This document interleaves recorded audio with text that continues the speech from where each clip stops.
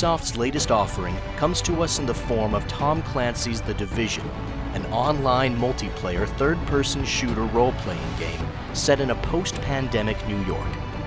After giving players a taste of what to expect in the closed beta, Ubisoft opened it up to all players to try out for free before the game launches on March 8th.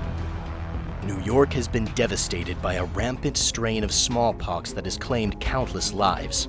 In the wake of the civil unrest caused by the outbreak, scavengers and outlaws have instigated a state of anarchical unrest in what's left of society, and only one armed faction of agents is able to stand against the chaos to protect and rebuild their home by any means necessary.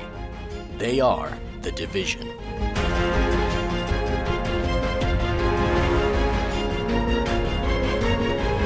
As we take our first steps into the beta, we are greeted by an Ubisoft employee who explains the game's mechanics and systems to us. While this isn't at all necessary for long-time gamers, or frankly anyone who's played a third-person shooter before, it's not terribly long and doesn't treat the player like they've never picked up a controller.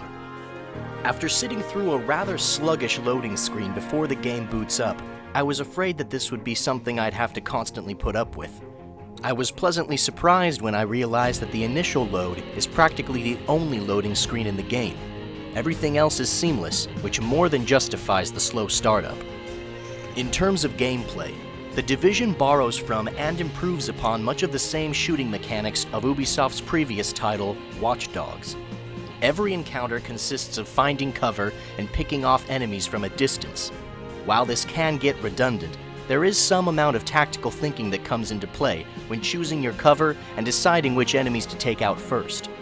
I found it rewarding to reevaluate my strategy after a few failed encounters and emerge victorious after finding a better vantage point.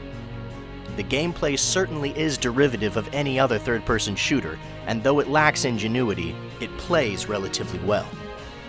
Though the story of The Division is intriguing, the way we're introduced to it in the beta is extremely lackluster.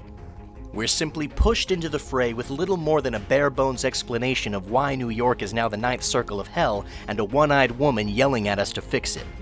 So this is up to us! That's why we need to get it together, right now! The world building is rather sparse and doesn't lend itself to an immersive experience. Though everything is modeled and textured to perfection, the aesthetic gets old very fast, especially considering that there's no means of travel other than on foot. This makes sense due to the fact that there are roadblocks everywhere, but forcing the player to travel on foot through the same dull environments doesn't lend itself to much enjoyment. I've been in some hostile work environments before, but Jesus. Side activities do pop up while walking to main objectives, which can offer short breaks from the monotonous travel, offering a gang of scavengers to wipe out for extra credits and experience points. Dispatch, situation outside is now under control. You'll be using these points to level up your agent and acquire new skills to aid in the wiping out of more gangs of scavengers. There's everything from support skills like a healing grenade to offensive skills like an automated turret. This is the system by which the game purports to be a role-playing game, and while it does feature the standard leveling up and upgrading characters found in all RPGs, The Division's role-playing aspects offer only the minimum when it comes to meaningful role-playing. This isn't gonna cut it. We're doing the best we can, Dr. Candle. Much of the progression system is locked out for the beta though, so there's sure to be much more customization and intricacy to its progression system when the game launches. Speaking of role-playing, the role of the player's agent as a character in this story is far too thin. Too many games, especially in the online multiplayer genre, use player integration as an excuse to give their player-controlled characters absolutely no personality at all. Your character in The Division is a mute, emotionally vacant fixer that serves no other purpose than mindlessly solving problems for anyone too lazy to figure them out themselves.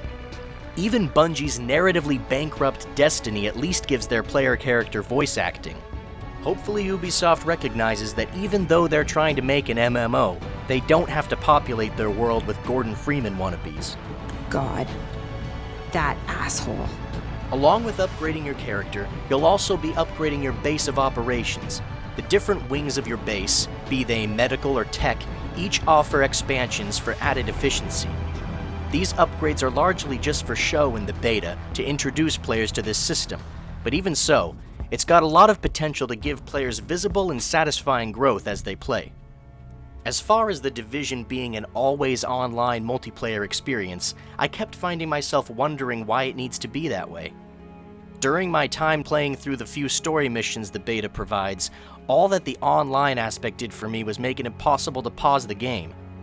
It seems as if the only real reason for the online aspect is the Dark Zone PvP area, where players can work together or against each other to fight difficult enemies and find rare loot.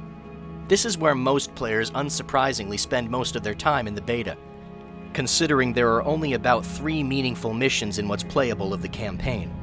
The Dark Zone is much more challenging and rewarding than the main areas, and there is a certain tension that comes with never knowing whether or not the player next to you is going to turn on you and steal your loot.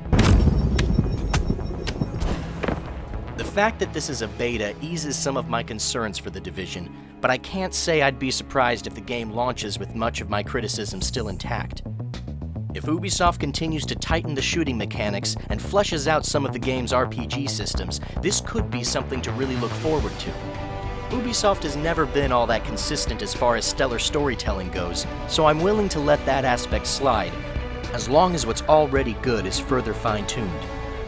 Though I still think The Division suffers from a bit of an identity crisis as it tries to blend perhaps too many genres, I've enjoyed the gameplay enough to give it a chance, and I'll be looking forward to what the final product looks like when it launches next month.